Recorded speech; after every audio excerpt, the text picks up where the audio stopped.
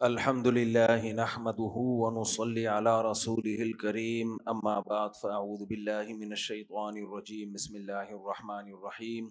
رمضان 2026، آج ہم نے 7واں پارہ پڑھا ہے، سورہ مائدہ ختم کی ہے اور سورہ انعام شروع کی ہے۔ مائدہ عربی میں دسترخوان کو بولتے ہیں۔ تو جو حضرت عیسیٰ کے ماننے والے ہیں انہوں نے حضرت عیسیٰ علیہ السلام سے مطالبہ کیا تھا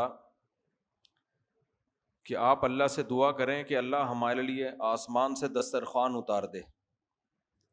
حضرت عیسیٰ علیہ السلام نے فرمایا اتقوا اللہ، اللہ سے ڈرو، کس قسم کے تم بیہودہ مطالبے کر رہے ہو؟ تو وہ کہنے لگے کہ ہم یہ معجزہ اپنی آنکھوں سے دیکھیں گے تاکہ ہمیں آپ کی صداقت پر اور زیادہ یقین آ جائے کہ آپ واقعی اللہ کے سچے پیغمبر ہیں، اور یہ نشانی ہم اپنے آنکھوں سے دیکھ لیں گے، اور اللہ کی نعمت ہوگی ہم اس میں سے کھائیں گے بھی۔ تو حضرت عیسیٰ علیہ السلام نے پھر اللہ سے دعا مانگی، ربنا انزل علینا مائدۃ من السماء، اے اللہ میری قوم کو مطمئن کرنے کے لیے نا ایک دفعہ آسمان سے دسترخوان اتار دے، تکون لنا عیدا لاولینا وآخرینا، یہ ہمارے لیے خوشی کا دن بن جائے گا کہ اللہ نے اپنی ایک نعمت دکھائی اور تیری طرف سے ایک بہت بڑی نشانی ہو جائے گی۔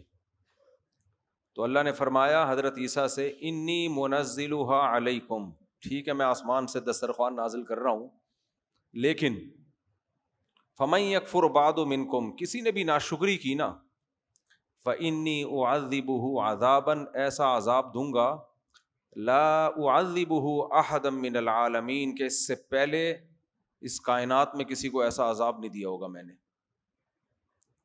یہ اللہ تعالیٰ کی عادت ہے۔ دیکھو ابھی اللہ نے ہمیں رکھا ہوا ہے آزمائش میں،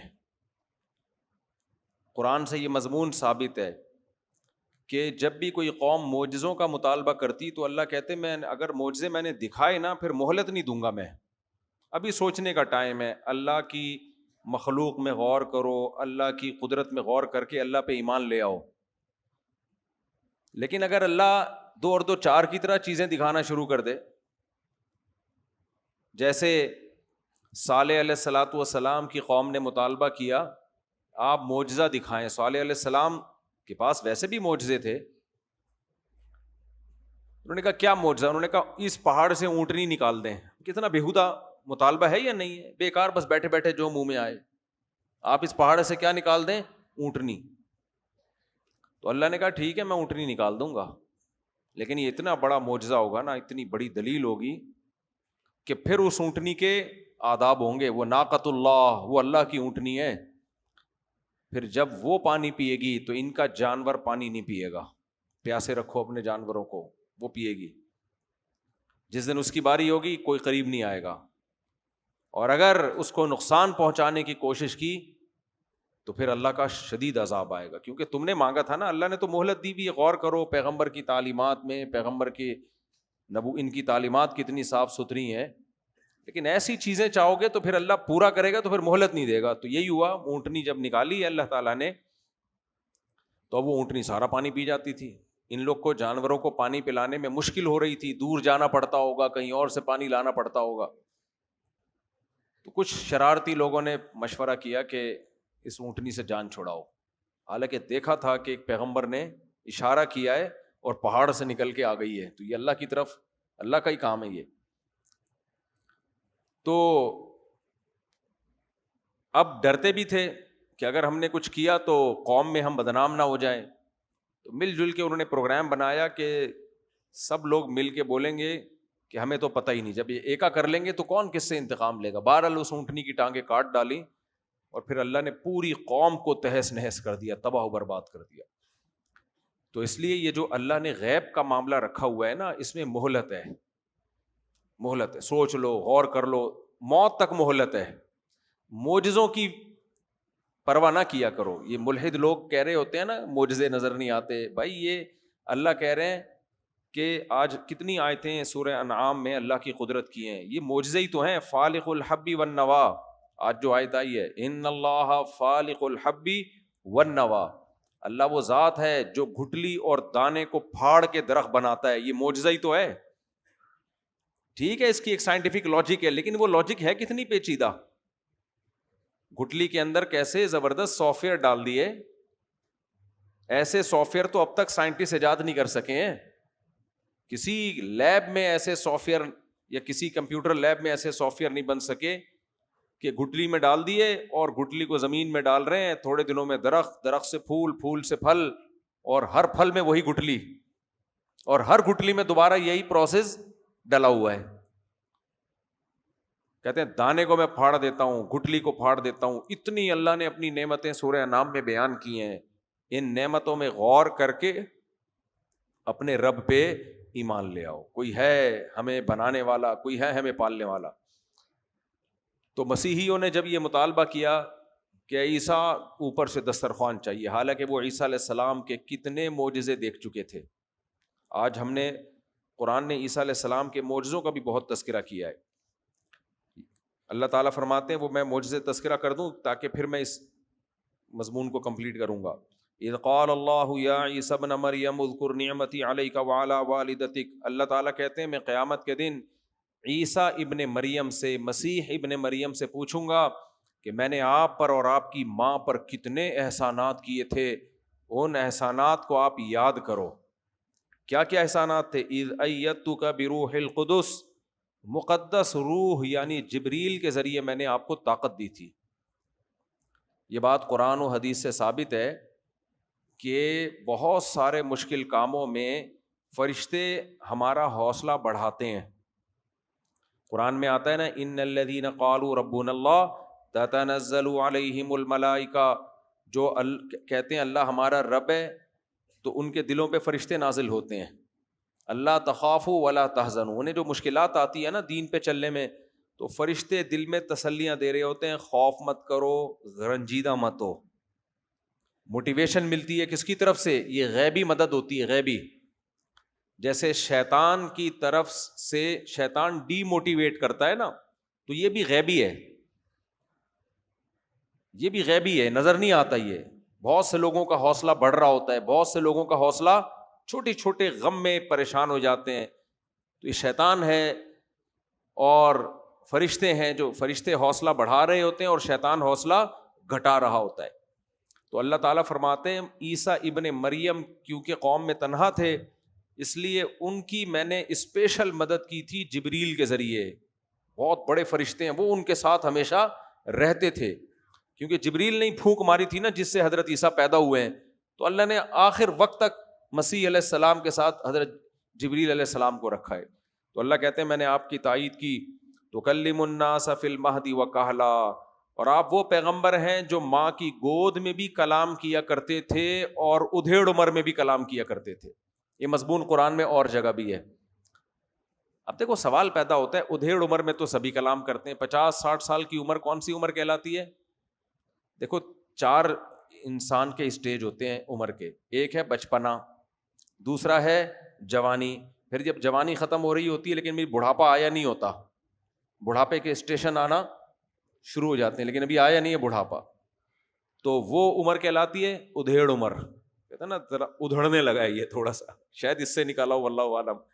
پھر آگے کیا ہے؟ بڑھاپا. یہ 4 اسٹیج ہیں انسان کی زندگی کے. پھر ان اسٹیج کو آپ مزید ٹکڑے کر سکتے ہیں. جوانی کی 2 قسمیں, ایک ابتدائی شباب, ایک بٹوین شباب, میری اپنی انگلش ہے دیسی, یعنی شباب کا درمیانی حصہ, پھر شباب کا اینڈنگ وغیرہ وغیرہ. شباب کہتے ہیں بالکل ینگ آدمی کو. تو اللہ نے عیسیٰ ابن مریم کے بارے میں کیا فرمایا؟ حضرت مریم کو بھی اللہ نے کہا کہ میں تجھے بیٹا دوں گا جو تیری گود میں بھی کلام کرے گا اور ادھیڑ عمر میں بھی. بھائی یہ تو گود میں کلام تو عیسیٰ علیہ السلام نے کیا, ماں کی گود میں بولے وہ, یہ تو معجزہ ہے. ادھیڑ عمر میں کلام کرنا کوئی معجزہ ہو سکتا ہے؟ نہیں ہو سکتا. اسی سے پتہ چلتا ہے کہ اللہ جو اس بات کو بار بار ہائی لائٹ کر رہے ہیں نا کہ تو کہل سن کہولت میں بھی کلام کرے گا, یہ عیسیٰ علیہ السلام کے لیے معجزہ ہے, کیونکہ سیدنا عیسیٰ علیہ السلام ادھیڑ عمر میں پہنچنے سے پہلے ہی آسمانوں پہ اٹھا لیے گئے ہیں. اب آپ خود سوچو کہ جس کی عمر ابھی 50 سال تک پہنچی نہ ہو اور اس کو اٹھا لیا جائے تو وہ ادھیڑ عمر میں کلام کیسے کرے گا؟ تو وہ قرب قیامت میں نازل ہوں گے، ادھیڑ عمر میں پہنچنے کے بعد لوگوں سے کلام کریں گے. اس وقت پتا چلے گا کہ ان کا اس عمر میں پہنچ کے کلام کرنا واقعی اللہ کا معجزہ ہے. یہ معجزہ ہے. تو اللہ فرماتے ہیں وَتُكَلِّمُ النَّاسَ، اے عیسیٰ تو لوگوں سے کلام کیا کرتا تھا، فی المہدی ماں کی گود میں بھی، وکہلا اور سن کہولت میں بھی. وَإِذْ عَلَّمْتُكَ الْكِتَابَ وَالْحِکْمَةَ وَالتَّوْرَاةَ وَالْإِنْجِیلَ. یہ بھی بڑی زبردست آیت ہے. اے عیسیٰ اس وقت کو یاد کر جب میں نے تجھے کتاب کا علم بھی دیا، حکمت کی باتیں بھی سکھائیں، تورات کا علم بھی دیا اور انجیل کا علم بھی دیا. اچھا، اسی جیسی آیت دوسرے مقام پہ بھی ہے، وَيُعَلِّمُهُ الْكِتَابَ وَالْحِکْمَةَ وَالتَّوْرَاةَ وَالْإِنْجِیلَ. اللہ نے کہا کہ ایسا بیٹا دوں گا جس کو اللہ کتاب کا علم بھی سکھائے گا، حکمت کی باتیں بھی سکھائے گا، تورات بھی سکھائے گا اور انجیل بھی سکھائے گا. سمجھ میں آ رہی ہے بات؟ یار خدا کے لیے جہاں ایک تو بائکیں غلط پارک نہ کیا کرو، پھر جہاں کھدائی ہو رہی ہے وہ خود سوچ لیا کرو نا. اس گیٹ پہ بائکیں غلط کھڑی ہوئی ہیں تو جس کی بائک غلط کھڑی ہوئی ہے وہ جا کے اس کو صحیح کر دے ذرا. تو روزانہ یہ کمپلین آ رہی ہوتی ہیں، بیان کے دوران میں پھر بیچ میں رک جاتے ہیں. تو قرآن میں اللہ نے کیا فرمایا عیسیٰ ابن مریم کے بارے میں؟ اللہ آپ کو کتاب کا علم بھی دے گا، حکمت کا علم بھی، تورات اور انجیل کا. کسی اور پیغمبر کے بارے میں اس طرح کی آیت نہیں ہے. یہ بھی ایک معجزہ ہے. کیوں بھائی؟ انجیل کا علم تو اللہ نے اس لیے دیا کہ وہ نازل کس پہ ہوئی ہے؟ آپ لوگ منہ سے پلیز، حضرت عیسیٰ علیہ السلام پہ نازل ہوئی ہے نا، وہ تو اس لیے. تورات کا علم اس لیے کہ وہ آپ سے پہلے نازل ہوئی، اور حضرت عیسیٰ علیہ السلام نے زیادہ تر تو تورات ہی کی باتوں کی والی شریعت پہ عمل کیا ہے. تبھی جتنے بھی مسیحی لوگ ہیں نا، یہ عہد قدیم عہد جدید، اس میں ساری پرانی کتابیں آسمانی چھاپتے ہیں یہ لوگ. ہم تو صرف قرآن چھاپتے ہیں نا، کیونکہ قرآن نے ساری کتابوں کو منسوخ کر دیا. لیکن عیسائیوں کا، مسیحیوں کا یہ عقیدہ نہیں ہے. حضرت عیسیٰ علیہ السلام نے جو زیادہ تر جو احکام تھے وہ تورات ہی کے احکام پر عمل کیا ہے. تو ان کی شریعت وہی تھی، تورات ہی تھی، تو اس لیے وہ دونوں ساتھ چھاپتے ہیں. تو فرمایا کہ کتاب کا علم بھی دوں گا، حکمت کی باتیں بھی، تورات بھی اور انجیل بھی. تو انجیل بھی سمجھ میں آتی ہے، تورات بھی سمجھ میں آتی ہے، حکمت کی باتیں بھی. حکمت کسے کہتے ہیں؟ پیغمبروں کی جو حدیثیں ہوتی ہیں ان کو کیا کہا جاتا ہے؟ حکمت. ہمارے نبی کے بارے میں بھی اللہ نے قرآن میں فرمایا کہ اللہ نے ایک پیغمبر کو بھیجا جو لوگوں کو قرآن بھی سکھاتے ہیں اور حکمت بھی سکھاتے ہیں. حکمت میں کیا ہے؟ آپ کے جو اپنے ارشادات ہیں وہ بھی تو حکمت کی باتیں ہیں نا. تو یہ بھی سمجھ میں آتا ہے کہ عیسیٰ علیہ السلام کو حکمت بھی سکھائی، تورات بھی سکھائی اور انجیل بھی. لیکن قرآن کہتا ہے ایک اور بات، کتاب بھی سکھائی. یہ کون سی کتاب ہے؟ غامدی صاحب نے یہاں بھی ٹوپی کرائی ہے، گھما دی ہے بات. یہ آیت بھی اس بات کی دلیل ہے کہ عیسیٰ ابن مریم قرب قیامت میں نازل ہوں گے. یہاں الکتاب سے مراد ہے قرآن. ذالک الکتاب لا ریب فیہ ہے نا قرآن میں، کہ یہ الکتاب ہے. ال عربی میں کسی چیز کو خاص کرنے کے لیے آتا ہے. اس کی مثال ایسے ہے جیسے میں کہتا ہوں جاءنی رجل، میرے پاس ایک بندہ آیا. پشتو میں کہتے ہیں سڑے راغلے. رجل کسے کہتے ہیں عربی میں؟ سڑے. سڑے آپ پٹھان ہے نا؟ کوئی پٹھان ہے بھائی؟ سڑے کہتے ہیں نا، سڑے. جاءنی رجل، میرے پاس ایک بندہ آیا، کوئی بندہ. جب وہ آ کے ایک دفعہ آ گیا، پہلے ان نون تھا، آنے کے بعد ملاقات کے بعد اب وہ ان نون رہا یا نون ہو گیا؟ اب وہ نون ہو گیا، اب مخصوص آدمی. پھر آپ پتہ ہے کیا کہو گے؟ قال علی الرجل، اس بندے نے مجھ سے یہ کہا. اب رجل پہ الف لام ڈال دو گے آپ. الرجل وہ جو مخصوص آدمی ہے جس کی بات چل رہی ہے، اس نے مجھ سے یہ کہا. آئی بات سمجھ میں؟ تو یہاں بھی اللہ نے الکتاب، مخصوص کتاب. اللہ کہتے ہیں میں نے عیسیٰ ابن مریم کو الکتاب کا علم دیا، ایک مخصوص کتاب. تو وہ کون سی کتاب ہے؟ قرآن. کیوں قرآن کا علم کیوں دیا؟ موسیٰ علیہ کلیم اللہ کے بارے میں تو اللہ نے نہیں کہا کہ میں نے موسیٰ علیہ السلام کو المخصوص کتاب جو ہے اس کا علم بھی دیا. ابراہیم علیہ السلام کے بارے میں نہیں کہا کہ میں نے ابراہیم علیہ السلام کو الکتاب کا علم دیا. کسی پیغمبر کے بارے میں نہیں. عیسیٰ علیہ السلام کے بارے میں ہے وجہ اس کی یہی ہے کہ جب آپ قرب قیامت میں نازل ہوں گے تو فیصلہ کس پر کریں گے؟ قرآن پر. تو اس کے لیے قرآن کا علم ہونا ضروری ہے. ہمارے اہل حدیث بھائی ایک دفعہ پوچھ رہے تھے کہ مفتی صاحب آپ لوگ مقلد ہو امام حنیفہ کے، عیسیٰ علیہ السلام کس کے مقلد ہوں گے؟ جب وہ آئیں گے کیا وہ حنفی شافعی مالکی حنبلی ہوں گے یا وہ قرآن حدیث پہ فیصلہ کریں گے؟ میں نے کہا میرے بھائی پہلی بات تو امام حنیفہ بھی قرآن حدیثی کو مانتے تھے، تورات اور انجیل پہ فیصلے نہیں کرتے تھے. امام شافعی بھی تورات اور انجیل میں نہیں، قرآن و حدیث کو. اور میں نے کہا جب عیسیٰ علیہ الصلوۃ والسلام آئیں گے تو قرآن سے پتہ چلتا ہے کہ ان کو قرآن کا علم ہوگا، اور ظاہر ہے جب قرآن کہہ رہا علم ہوگا تو حدیث کا علم کے بغیر قرآن کا علم معتبر نہیں ہے. پراپر علم قرآن کا وہی معتبر ہے جس میں حدیث بھی آتی ہو، تاکہ قرآن کا پتہ تو اس حدیث کا مطلب قرآن کی اس آیت کی حدیث میں تفسیر کیا ہے. تو میں نے کہا عیسیٰ ابن مریم کے بارے میں اللہ نے گواہی دے دی ہے کہ آپ قرآن و حدیث کے علم کے ماہر ہوں گے، لہذا جب عیسیٰ علیہ السلام آئیں گے تو ہم امام ابو حنیفہ کی اتباع چھوڑ کر کس کو فالو کرنا شروع کر دیں گے؟ عیسیٰ علیہ السلام کو. مسئلہ ہمارے ساتھ نہیں، مسئلہ آپ کے ساتھ ہوگا. آپ ابھی بھی مانتے بھی ہو ابو حنیفہ شافعی کا علم قرآن و سنت میں ہم سے زیادہ تھا، پھر بھی فالو نہیں کر رہے. تو عیسیٰ علیہ السلام کو بھی اگر آپ فالو نہیں کرو گے اور آپ کہو گے میں قرآن حدیث کو مانتا ہوں، میں آپ کو نہیں مانتا، تو پھر دیکھو عیسیٰ علیہ السلام کا رپلائی کیا ہوگا. عیسیٰ علیہ السلام کہیں گے تو کیا میں تورات اور انجیل کو مانتا ہوں؟ تو اس لیے کسی ایسے عالم کو فالو کرنا، مجتہد کو جس کو قرآن و حدیث میں رسوخ ہو، اس کو فالو کرنا یہ قرآن و سنت ہی کو فالو کرنا کہلاتا ہے. ہاں فالو کرنے کے دو طریقے ہوتے ہیں، ایک طریقہ یہ کہ ڈائریکٹ فالو کرو، ایک طریقہ یہ کہ اس کو فالو کرو جو ڈائریکٹ فالو کر رہا ہے. تو جس کو پورا قرآن و سنت آتا ہے وہ ڈائریکٹ فالو کرے، جس کو نہیں آتا تو وہ فنڈر بننے کی کوشش نہ کرے، وہ اس کو فالو کر رہے جس کو پورا آتا ہے. اچھا میرے بھائی، تو یہ بھی دلیل ہے کہ عیسیٰ ابن مریم قرب قیامت میں نازل ہوں گے. آگے اللہ تعالیٰ فرماتے ہیں وَإِذْ عَلَّمْهَا وَإِذْ تَخْلُقُ مِنَ الطِّينِ كَهَيْئَةِ الطَّيْرِ. اتنے معجزے اللہ نے عیسیٰ ابن مریم کو دیے. دیکھو یہ پوری عیسائی دنیا اتنی بڑی ایسی تھوڑی بن جاتی ہے. دنیا میں کسی شخص کو ایسے فالو نہیں کیا جاتا جب تک کہ براہین قاطعہ، مضبوط دلائل اس کے نبوت پہ ثابت نہ ہو جائیں، ورنہ لوگ قربانیاں نہیں دیتے ہیں. تو اللہ کہتے ہیں اے عیسیٰ ابن مریم آپ مٹی سے پرندہ بنایا کرتے تھے، فتنفخو، میرے اذن سے، میری اجازت سے. اجازت کیوں؟ اس لیے کہ تصویر بنانا ہمیشہ سے حرام ہے. جاندار کی تصویر بنانا، بولو.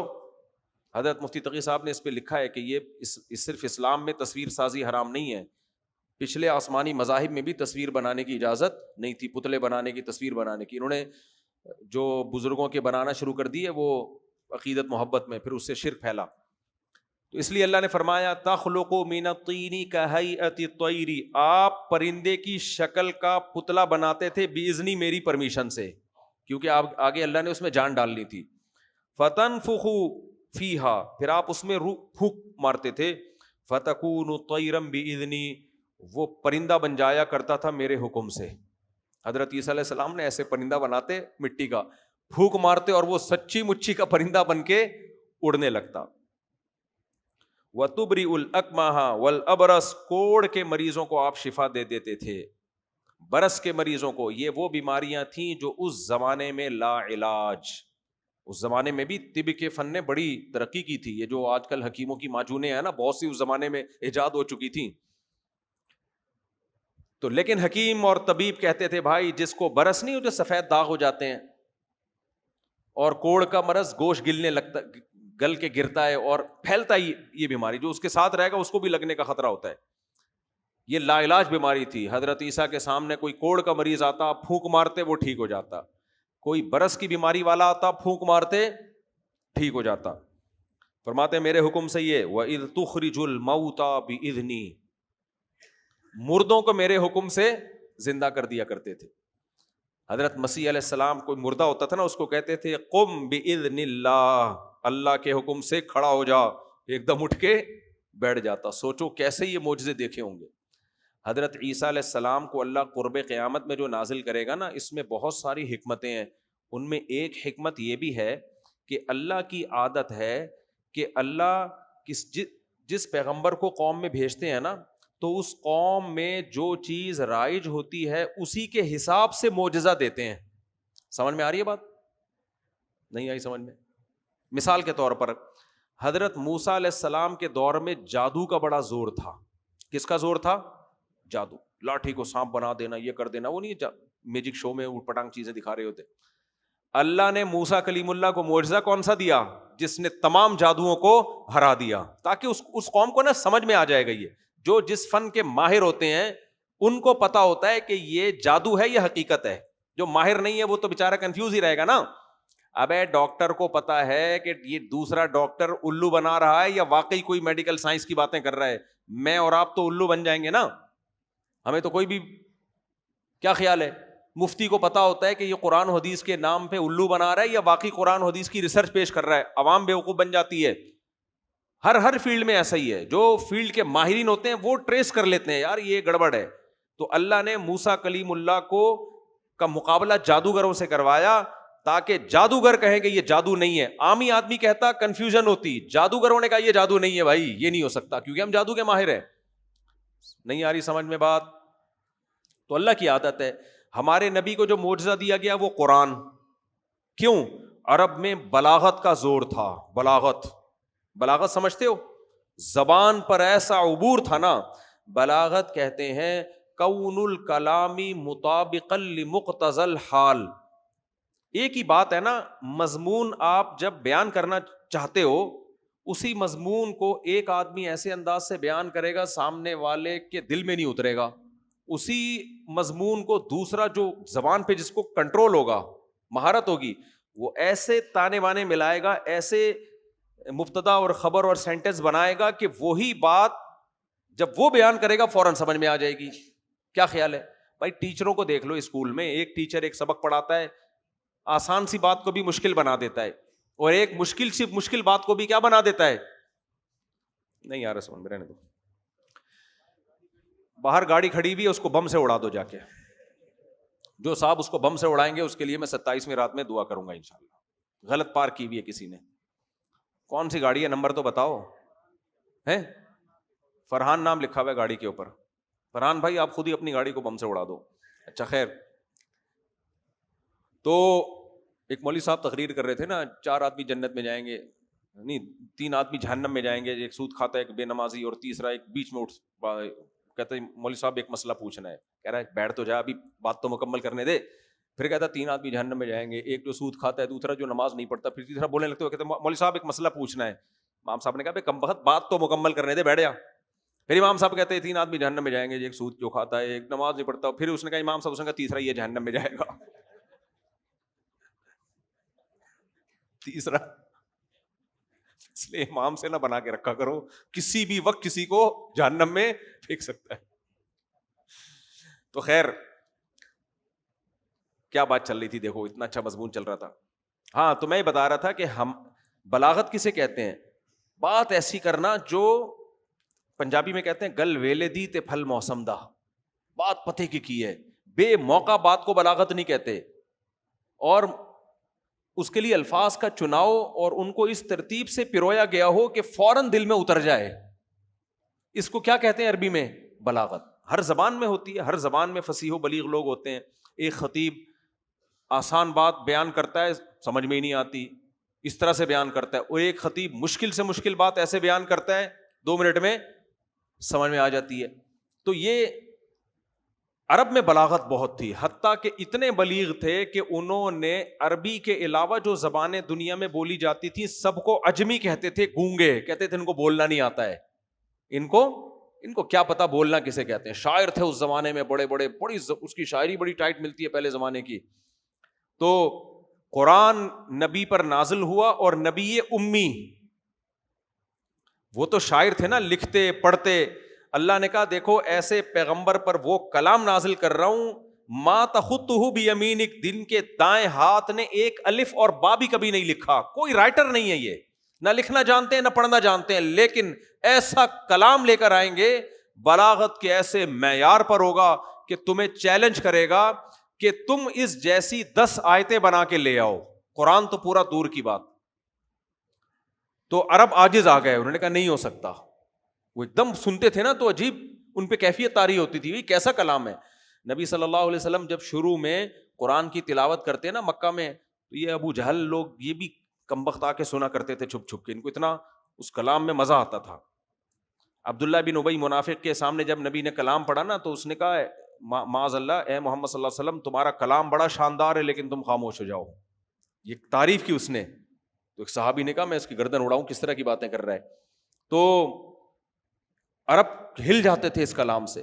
تو کیوں یہ معجزہ دیا گیا؟ کہ اس لیے کہ وہ لوگ بلاغت کا مطلب جانتے تھے, ان کو پتا تھا بلاغت کسے کہتے ہیں. جو قوم جانتے ہی چائنا والوں کو بولنا چانگ چنگ پونگ چنگ چی چاں, اس کو کیا پتا بھائی. وہ ہے نا چائنا والے کے پاؤں رکھ لیا تھا آکسیجن پائپ. ابے بھائی ایک آدمی جلدی فوٹ بٹن دبا دوں, آپ لوگ بہت لطیفہ پرانا ہو گیا, ریٹائر ہو گیا, لیکن دوبارہ جلدی سن لے. ایک آدمی کسی چائنا والے کی عیادت کے لیے گیا, چائنا والا دوست تھا اس کا, بیمار پڑا تھا, عیادت کے لیے گیا, قریب کھڑا ہو گیا تو چائنا والے نے بولا چاں چیں پاں چوں چاں چنگ کر کے مر گیا. اس کو بڑا افسوس ہوا کہ یار میرا چائنیز دوست عین آخر وقت میں پتہ نہیں کیا کہہ کے گیا ہے. اس نے وہ الفاظ رٹا لگا کے یاد کیے, چائنا جا کے ترجمہ کروایا تو اس کا مطلب آکسیجن کے پائپ سے پاؤں ہٹا, آکسیجن کے پائپ پہ پاؤں رکھ, اسی وجہ سے مرا تھا. خیر ہر زبان اپنی ہوتی ہے, میں کسی زبان کا مذاق نہیں اڑا رہا, لیکن ہر زبان کی اپنی خاصیت ہوتی ہے. لیکن جو عرب میں بلاغت تھی نا وہ کسی زبان میں نہیں تھی. وہ دوسروں کو اجمی کہتے تھے, گونگے, بولنے نہیں آتا. اجما جانوروں کو کہا جاتا ہے, یعنی یہ نہیں, اپنی قوت بیان نہیں ہے. تو اللہ نے نبی کو معجزہ کون سا دیا؟ قرآن, کہ تم لاؤ اس جیسا کلام بنا کے لاؤ.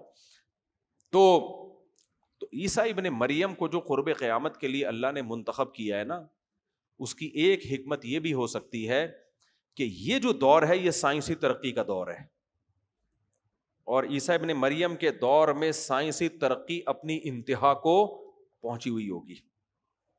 اور سائنس کیا کہتی ہے؟ اللاجیکل کوئی کام دنیا میں نہیں ہوتا. کیا خیال ہے؟ یہی کہتی ہے نا, اللاجیکل کام نہیں ہو سکتا. اللہ نے وہ پیغمبر کا انتخاب کیا جن کو اتنے سارے معجزے دیے گئے, اور معجزہ ہوتا ہی اللاجیکل ہے. سائنس جتنی بھی ترقی کر لے وہ یہ مانتی ہے کہ مردے میں جان نہیں ڈالی جا سکتی, مردے میں جان نہیں ڈالے. ایسا نہیں ہو سکتا کہ کوئی پتلا بنا کے پھونک مارو اور وہ, ہم بتاتے رہتے ہیں نا, علماء بتاتے ہیں بھائی اللہ نے پہلی دفعہ آدم علیہ السلام کو مٹی کا پتلا بنا کے پھونک ماری اور انسان بن گئے, ہم بندر کی نسل میں نہیں ہیں. سائنسدان کہتے ہیں ایکچولی دیکھیں یہ لاجک کی بات نہیں ہے, ایکچولی لاجک یہ کہتی ہے کہ ایوالو ہوئے ہم لوگ. بھائی کیسے ایوالو ہو گئے؟ پہلی دفعہ اللہ نے اپنی قدرت سے بنایا ہے. تو عیسیٰ علیہ السلام بتا دیں گے پہلی دفعہ کیسے بنایا ہے. ایسے جیسے میں بنا رہا ہوں, یہ پرندہ ہے, پھونک ماری اڑ گیا, اور اللہ مردوں کو دوبارہ زندہ کرے گا. سائنسدان مان لیتے ہیں زندہ کرے گا دوبارہ, کہ نہیں ایکچولی یہ جب ہم جاتے ہیں تو ایک پروسیس سے گزرتے ہیں تو اس کے بعد اس قابل نہیں رہتا کہ یہ کسی کا قرضہ واپس کرے.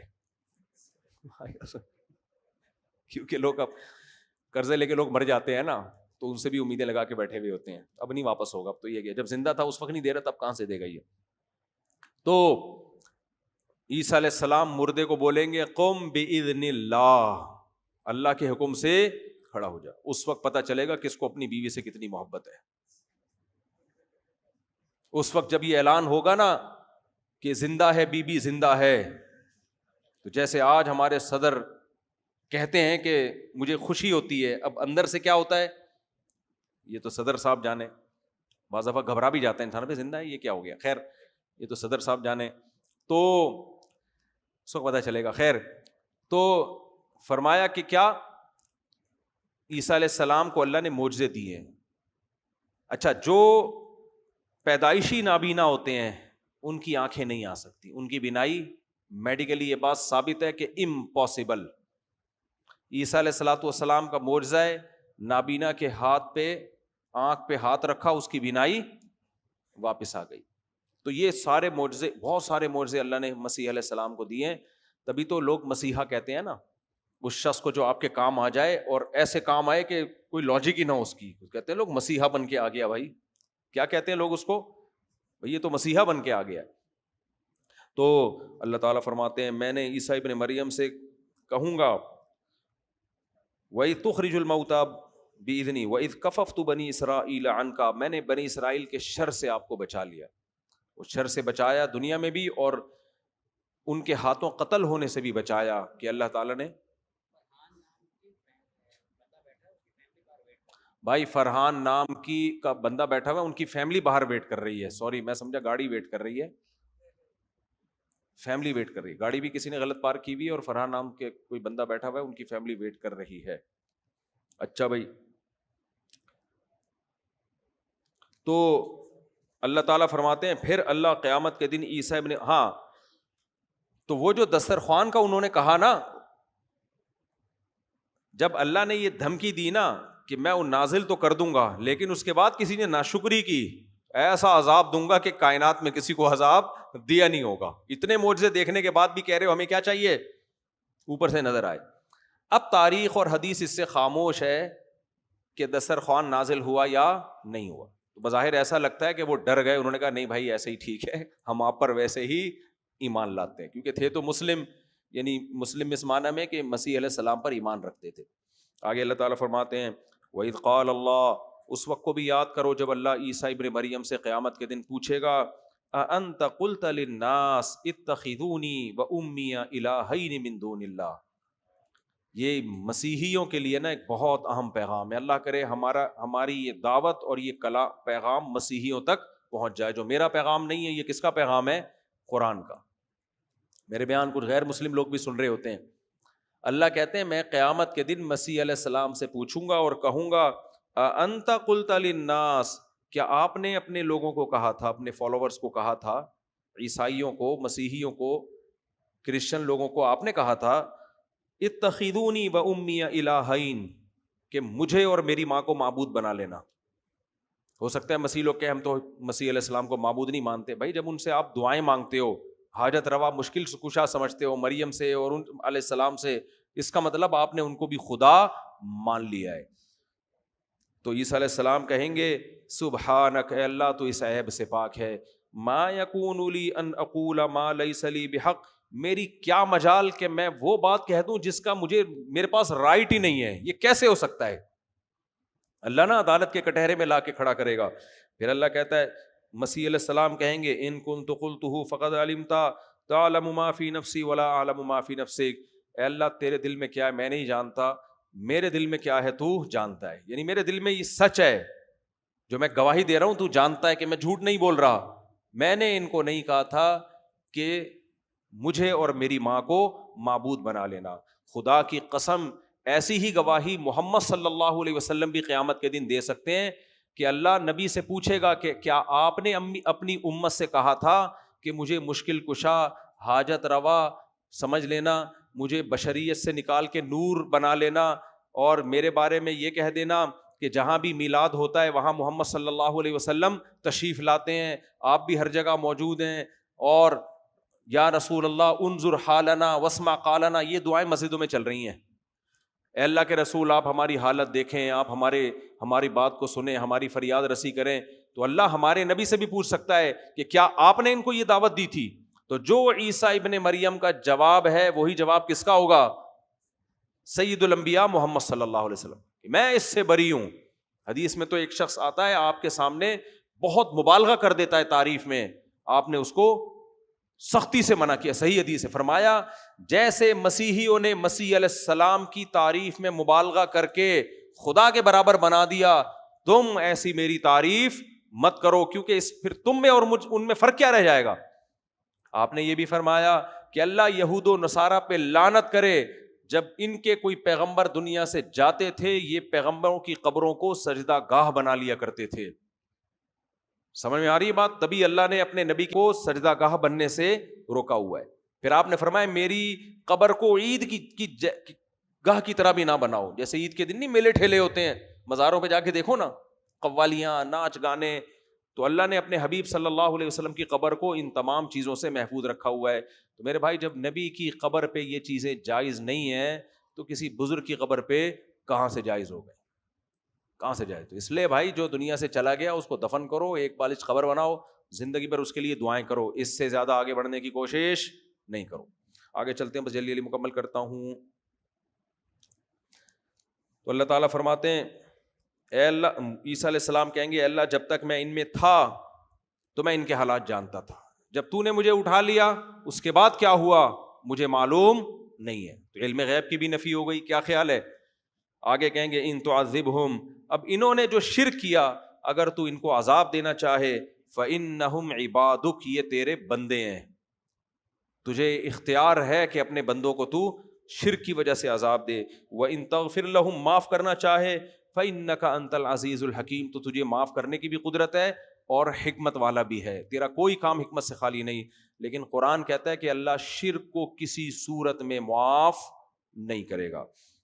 تو جب مسیح علیہ السلام کی طرف سے یہ گواہی آئے گی تو اللہ پھر اعلان کرے گا، قیامت مقدمہ چلے گا نا، ایک عدالت کے ایک کٹہرے میں حضرت عیسیٰ کے ماننے والے ہوں گے، ایک میں سیدنا عیسیٰ ابن مریم ہوں گے. اللہ مسیحیوں سے کہے گا تم نے مریم کو اور مسیح علیہ السلام کو معبود کیوں بنایا، یہی کہے گا نا اللہ. تو مسیحی کہیں گے یہ عیسیٰ ابن مریم اے اللہ تیرے پیغمبر ہیں، یہ پیغام لے کر آئے تھے، ہم نے ان کو فالو کیا ہے. تو اللہ پھر کس سے پوچھے گا کہ آپ بتاؤ آپ نے کہا تھا.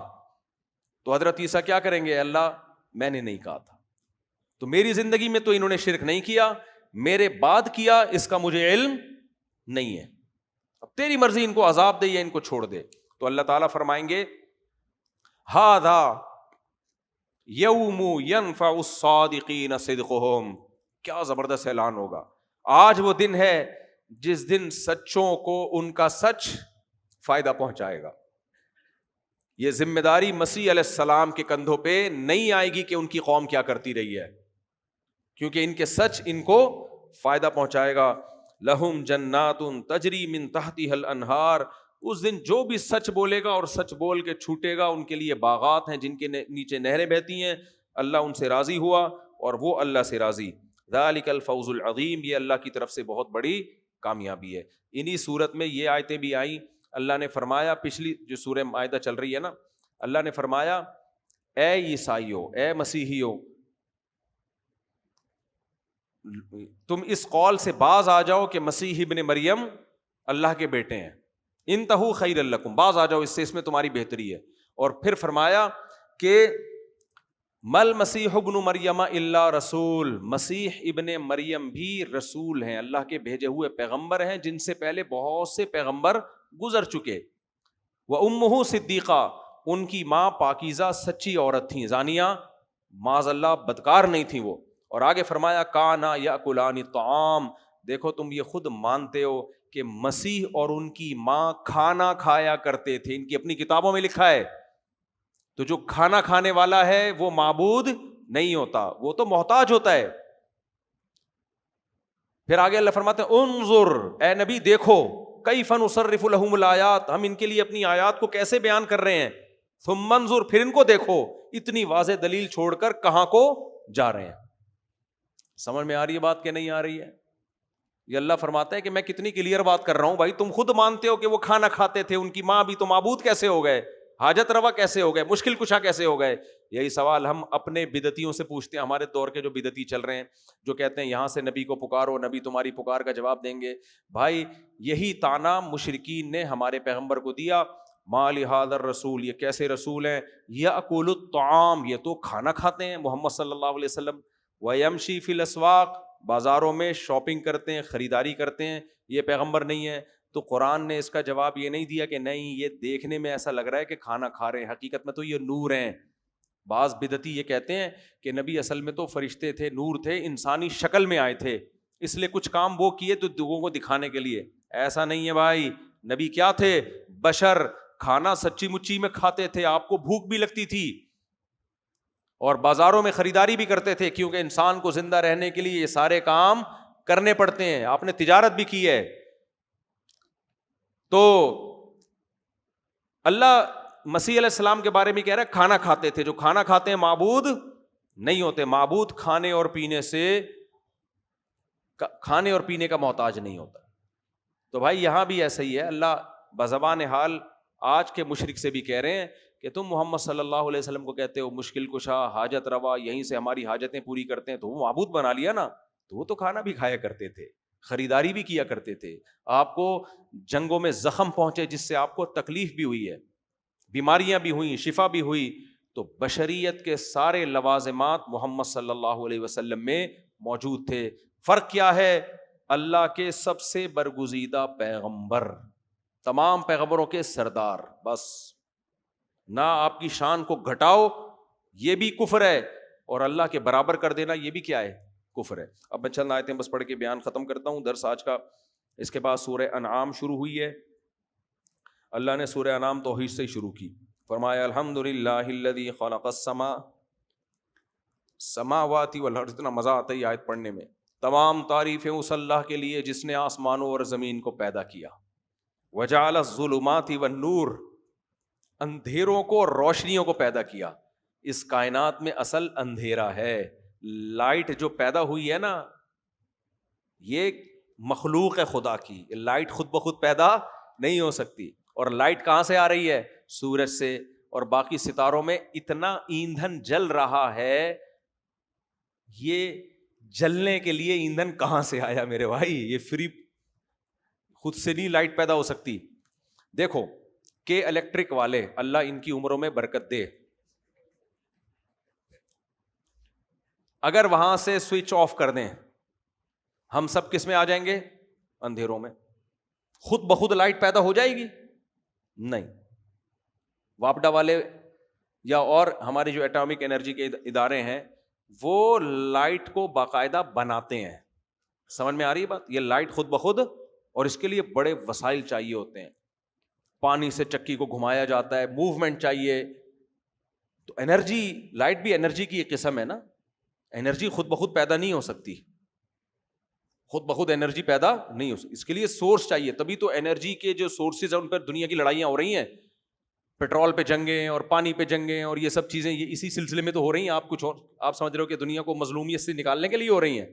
یہ جو بڑی بڑی طاقتیں ہیں نا، ان کو جب پتہ چلتا ہے وہاں وسائل بہت زیادہ ہیں، تو وہاں اگر کوئی بلی بھی مار دے گا نا، یہ اپنی فوجیں لے کے اتر جائیں گے کہ بلیوں پہ ظلم ہو رہا ہے۔ اصل میں وہاں کوئلے کی کانیں بولو دفن ہوتی ہے، سمجھ؟ چیونٹی کسی نے پاؤں رکھ دیا تو سارے بڑے بڑے ملک آ جائیں گے، یار اس ملک میں چیونٹیوں پہ، میں مثال سے بات سمجھانے کی کوشش کر رہا ہوں، ظلم ہو رہا ہے۔ اصل میں ظلم نہیں، وہاں وسائل بہت زیادہ ہوتے ہیں، زمین کھودو گے تو وہاں سے گیس، پیٹرول، کوئلہ، سونا، چاندی۔ افریقہ میں تو میں خود دیکھ کر آیا ہوں، میرے بہت سفر ہو چکے ہیں افریقہ میں۔ افریقہ میں جن ملکوں سے گولڈ نکل رہا ہے، وہاں اتنی بدامنی پھیلائی ہوئی ہے نا ان عالمی طاقتوں نے کہ آپ کی سوچ سے بھی زیادہ۔ وہاں امن ہی نہیں قائم ہونے دیتے، کہہ رہے ہیں امن قائم ہو گیا تو یہ وسائل ان کے ہاتھ میں آ جائیں گے، لڑاؤ ان کم بختوں کو، لڑاؤ، لڑا کے پھر فرانس وہاں سے لے کے جا رہا ہے گولڈ، پھر دوسرے ملک لے کے جا رہے ہیں، اور وہ کیا کر رہے ہیں جہاں سے گولڈ نکل رہا ہے؟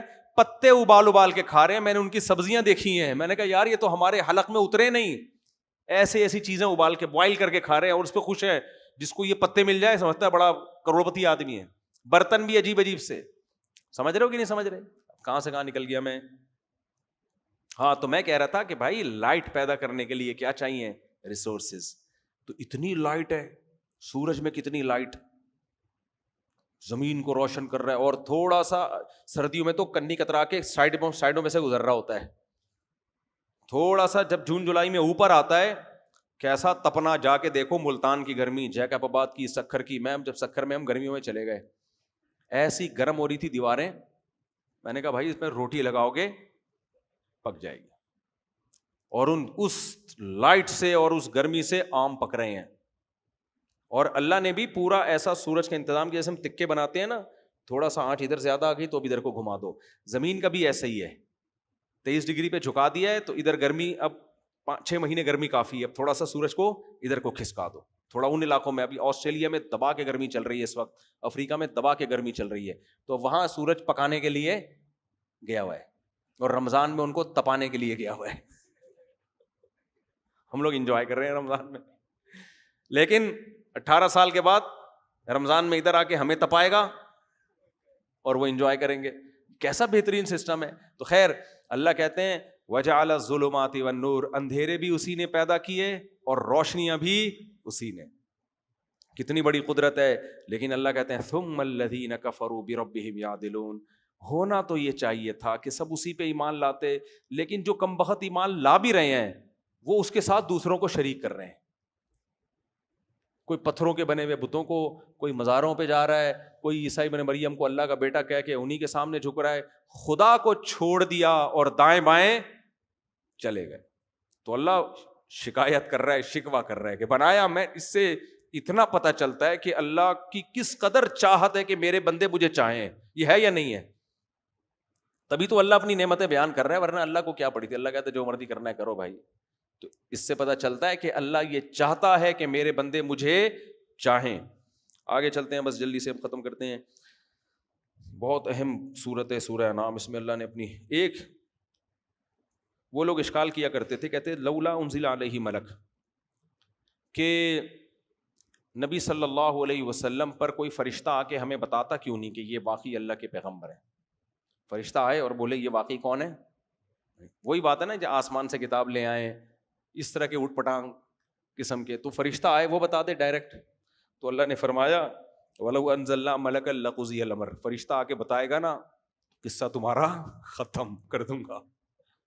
ابھی تمہیں آزمائش ہے, غور کرنے کا موقع. یہ بالکل ایسا ہی ہے جیسے آپ ایگزامینیشن ہال میں بیٹھے ہوئے ہو, پیپر آپ کو نہیں آ رہا, ایگزامینر آپ کا جاننے والا نکل آیا, اس نے کہا چل میں تھوڑا تھوڑا تجھے بتاؤں گا, تھوڑا خود سوچ, مل جل کے پرچہ حل کرا دیں گے. آپ کو پھر بھی نہیں آ رہا. مثال کے طور پر امتحان میں سوال آیا تھا کہ محمود غزنوی نے کس نے ہندوستان پہ 17 حملے کیے, کس نے ہندوستان پہ 17 حملے کیے. تو اس نے آپ کے لیے سوال آسان بنا دیا کہ محمود غزنوی نے ہندوستان پہ کتنے حملے کیے. اس کے منہ سے محمود غزنوی نکل گیا تاکہ پکڑا بھی نہ جائے اور آپ کو پتہ بھی چل جائے. آپ کو پھر بھی سمجھ میں نہیں آیا. پھر وہ کہہ رہا ہے یار اصل میں سوال یہ ہے کہ محمود غزنوی نے کس ملک پہ 17 حملے کیے. کہہ رہا ہے اصل میں ایکچولی یہ سوال نہیں, سوال یہ کس نے ہندوستان پہ 17 حملے کیے. کہہ رہے پھر اصل میں اصل سوال یہ ہے کہ محمود غزنوی نے ہندوستان پہ 17 کیا کیے. آپ کو پھر بھی نہیں آ رہا,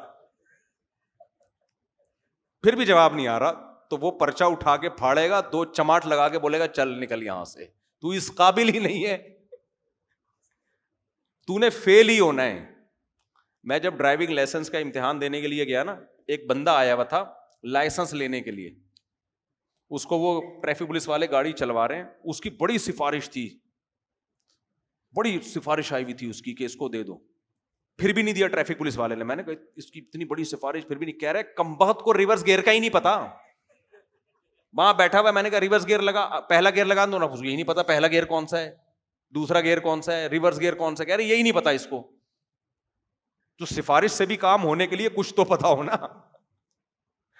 تو ایسے موقع پہ پولیس والا بھی چماڑ لگائے گا, بھلے تو میرا اپنا ہی بیٹا کیوں نہ ہو بھائی, نکل یہاں سے, کچھ تو ہو.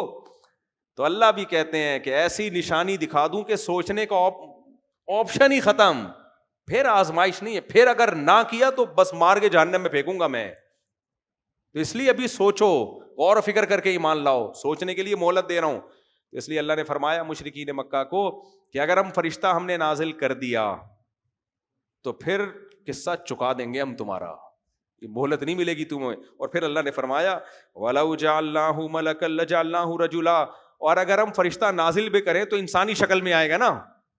دیکھو فرشتے کی شکل میں انسان دیکھ ہی نہیں سکتا, کیونکہ لائٹ انسان دیکھ نہیں سکتا ہے. ہم بچپن میں ایک ایکسپیرینس کرتے تھے کہ ایک ڈبے میں 2 سوراخ کیے دائیں بائیں, یہاں سے لائٹ گزاری اور پھر بیچ میں سوراخ کر کے اس لائٹ کو دیکھی, واقعی نظر نہیں آتی تھی وہ. تو ہمارے ٹیچر نے بتایا کہ لائٹ کسی چیز پہ پڑتی ہے تو ریفلیکٹ ہو کے نظر آتی ہے, وہ چیز نظر آتی ہے. لائٹ بذات خود نظر آنے والی چیز نہیں ہے, وہ کسی چیز پہ لگے گی تو اس کو روشن کر دے گی نا.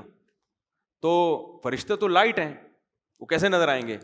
تو اللہ کہتے ہیں اگر ہم فرشتہ نازل کر بھی دیں تو ہم انسانی شکل میں لے کر آتے. پھر جب وہ انسانی شکل میں آتا لَلَبَسْنَا عَلَيْهِمْ مَا يَلْبِسُونَ, تو پھر تم مشتبہ ہو جاتے.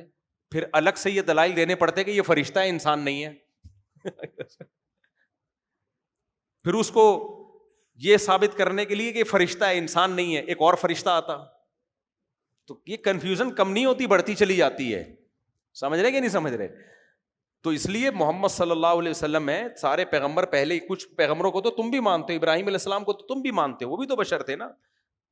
تو ان پر بھی ایسا ہی ایمان لے آؤ. وقت بہت زیادہ ہو گیا, لیکن یہ بہت اہم آیتیں باقی ہیں. وقت ہو گیا, پھر انشاءاللہ. میرا گلا بہت درد کرنے لگتا ہے رمضان میں نا, بالکل بیٹھ جاتا ہے گلا. تو اس کو یہیں ختم کرتے ہیں, پھر انشاءاللہ. سبحانک اللہم بحمدک نشہد ان لا الہ الا انت نستغفرک ونتوب الیک.